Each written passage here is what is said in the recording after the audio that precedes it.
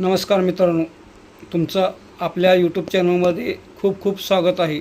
आज आपण शिकणार आहोत इयत्ता 9वीमधील कुमार भारती या विषयामधील चौथा धडा नात्याची घट्ट वीण। या धड्याचा मुख्य अर्थ काय आहे काय नाही हे समजावून आपण घेणार आहोत। तर यामध्ये नाते कोणते येतात? जे तुमचं आईबरोबर नातं आहे, तुमच्या वडिलांच्या बरोबर नातं आहे, जे तुमच्या भावाबरोबर नातं आहे, किंवा तुमच्या मित्राबरोबर नातं आहे, किंवा गावातल्याबरोबर जी नातं आहे, ही नातं कशावर टिकतात? तर जी नातं टिकवण्यासाठी महत्त्वाचं काय असलं पाहिजे? आपल्यात प्रेम असलं पाहिजे, विश्वास असला पाहिजे, आदर असला पाहिजे आणि आपुलकी पण असली पाहिजे। त्यावेळेस ती नाते टिकतात।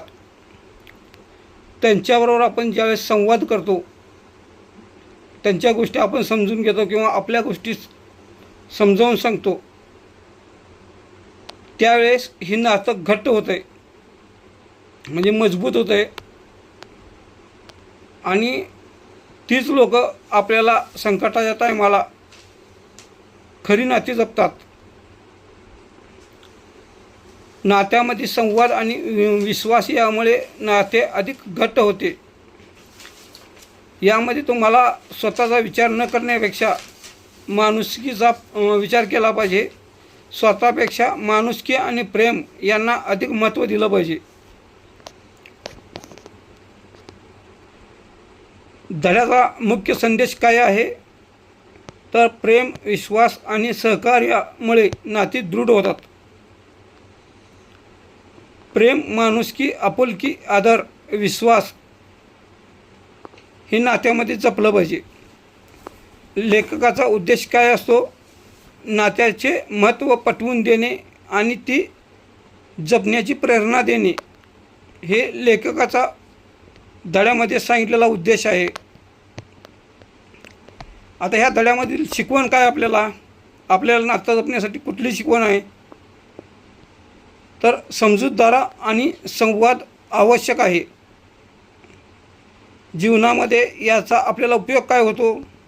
तर आपलं जे कुटुंब आहे, मित्रपरिवार आहेत आणि समाजामधली नाती जी आहेत, ते प्रेमाने आणि विश्वासाने जपता येतात। धड्याचा सारांश काय? तर नात्याची घट्ट वीण। या धड्यात नात्याचे महत्त्व स्पष्ट केले आहे।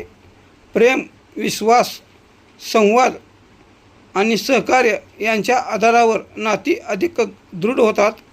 संकटाच्या वेळी एकमेकांना साथ देणे, मदत करणे आणि आपुलकीने वागणे हीच खरी नात्याची ओळख आहे।